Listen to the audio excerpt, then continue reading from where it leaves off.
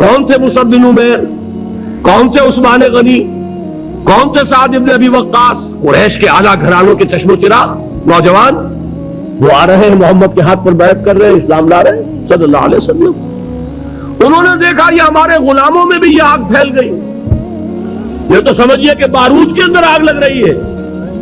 یہ ابھی تک تو کانے تھے جو ظلم ہم کر رہے تھے اس پر، لیکن ان کے اندر اگر یہ ایمان اور اسلام کی دعوت اور تحریک ان میں پھیل گئی تو ہمارا اقتدار اور ہمارا یہ پورا نظام جو ہے چوپٹ ہو جائے گا۔ یہ ہے وہ چیز جو میں نے کل آپ کو اقبال کا مصرع سنایا تھا کہ نظام کہنا کے پاس بانو یہ مارز انقلاب میں ہے، beware of the revolution that is coming، لہذا اپنی پوری قوتوں کو جمع کرو اور کچل دو انہیں، مارو انہیں۔ یہ کام شروع ہوا ہے سن 5 سے، بلکہ 4 کہنا چاہیے، 4 سے لے کر 12 تک 8 برس اس کو کہتے ہیں پرسیکیوشن، فزیکل پرسیکیوشن، تشدد، مار پیٹ، جلانا، دہتے ہوئے انگاروں پر لٹانا، فاقے رکھنا، بھوکے رکھنا، ان کو ڈال دی گئی زنجیریں، گھروں میں بند کر دیا گیا نوجوانوں کو۔ حضرت عثمان کو چچا نے ان کے ایک چٹائی کے اندر لپیٹا اور دھونی دے دی، دم گھٹ رہا ہے، جان نکل رہی ہے۔ حضرت مصعب بن عمیر رضی اللہ تعالی عنہ، وہ نوجوان 200 درہم کا جوڑا ان کا سل کر آتا تھا شام سے تیار ہو کر، لباس معطر ہوتا تھا، جدھر سے نکل گیا پوری گلی جو ہے وہ معطر ہو گئی، انگلیاں اٹھ رہی ہیں، وہ جا رہا ہے مصعب، یہ خوشبو اس کی ہے۔ اس مصعب کے ساتھ کیا سلوک کیا؟ باپ تو مر چکا تھا، ماں نے پالا تھا، دولت بہت چھوڑ کر گیا تھا باپ، لہذا ماں نے بڑے ناز و نام میں پالا، بڑے لاڈ پیار میں، 200 درہم کا جوڑا تیار ہو رہا ہے۔ لیکن یہ کہ آپ کو معلوم ہے عرب کے اس معاشرے میں عورت کی کوئی حیثیت نہیں تھی، ماں کا اختیار نہیں تھا، چچا تھا سربراہ خاندان کا۔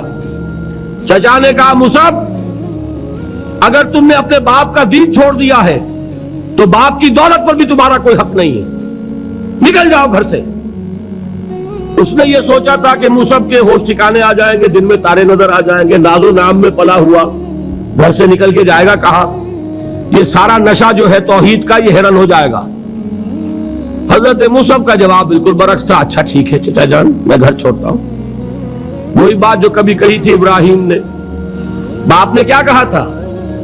واجرنی ملیہ، جاؤ چلے جاؤ، دفع ہو جاؤ میری نگاہوں سے۔ حضرت ابراہیم نے کیا جواب دیا تھا؟ سلام علیک ساستغفر لک ربی انہ کان بی حفیظ۔ اچھا باجان آپ کا حکم یہی ہے تو میں چلتا ہوں، آپ پر سلامتی ہو، میرا رب مجھ پر بڑا مہربان ہے، میں اس سے آپ کے لیے استغفار کروں گا، چلیے۔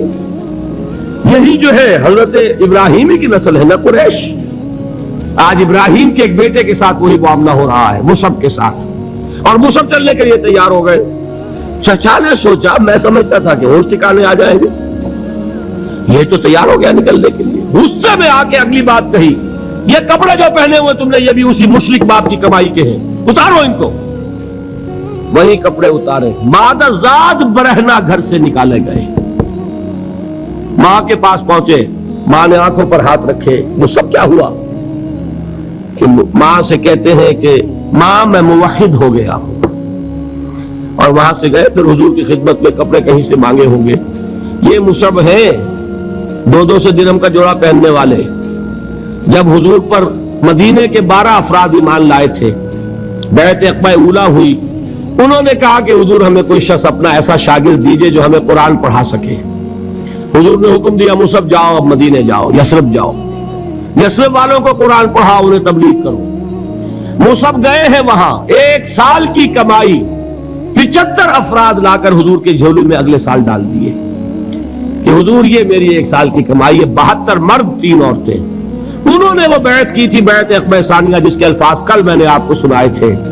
بایعنا رسول اللہ صلی اللہ علیہ وسلم علی السمع والطاعت فی العسر والیسر والمنشط والمکرہ وعلی اثرۃ علینا وعلی لا ننازع الامر اہلہ وعلی ان نقول بالحق اینما کنا لا نخاف فی اللہ لومۃ لائم۔ یہ 72 مرد تھے مدینے کے جنہوں نے یہ بیعت کی۔ پھر انہوں نے ریکویسٹ کی کہ حضور اب آپ ہمارے ہاں تشریف لائیے، ہم اگر یہ مکے والے وہاں حملہ کریں گے تو ہم آپ کی حفاظت کریں گے جیسے کہ اپنے اہل و عیال کی کرتے ہیں۔ بہرحال وہ مصعب بن عمیر ہیں جو غزوہ احد میں شہید ہوئے، اور جب شہید ہوئے تو ان کے جسم پر صرف ایک چادر تھی۔ ایک بات تو یہ نوٹ کیجئے، موضوع سے ذرا بات تھوڑی ادھر ادھر جا رہی ہے، لیکن یہی چیزیں ہیں اصل میں کہ جو ہمارے دلوں کو منور کرنے والی ہیں نور ایمان سے۔ وہ علم بردار تھے غزوہ احد میں، جھنڈا مسلمانوں کا ان کے پاس تھا۔ ایک ہاتھ پر، ایک شانے پر وار پڑا، ہاتھ کٹ گیا، دوسرے سے تھاما، دوسرے پہ کٹ گیا، اب دونوں حصوں کے بچے ہوئے ٹکڑوں سے جھنڈے کو تھاما، گرنے نہیں دیا، یہاں تک کہ شہید ہو گئے۔ گرے ہیں تو جھنڈا گرا ہے۔ شکل میں حضور سے بہت مشابہ تھے، خبر اڑ گئی کہ محمد شہید ہو گئے صلی اللہ علیہ وسلم۔ یہ مصعب بن عمیر کا واقعہ ہے۔ جب ان کو اب دفن کرنے کا وقت آیا، اور شہید کے لیے کفن جو ہے اس کا وہی لباس ہوتا ہے جو شہادت کے وقت ہے، حضور کے سامنے ایک پرابلم پیش کیا گیا۔ حضور، مصعب کے جسم پر تو ایک چادر تھی، اور وہ چادر بھی اتنی چھوٹی ہے، یعنی 2 گز کی چادر بھی نہیں ہے، اس سے اگر سر ڈھانپتے ہیں مصعب کا تو پیر کھل جاتے ہیں، پیر ڈھانپتے ہیں تو سر کھلتا ہے، کیا کریں؟ حضور نے فرمایا سر ڈھانپ دو چادر سے اور پیروں پر گھاس ڈال دو۔ یہ آخری لباس ہے جو محمد کے اس دیوانے کو اس دنیا سے رخصت ہوتے ہوئے ملا ہے، جس کا 200 درہم کا جوڑا چلتا تھا۔ یہ ہے صبر۔ برداشت کیا کہ نہیں کیا؟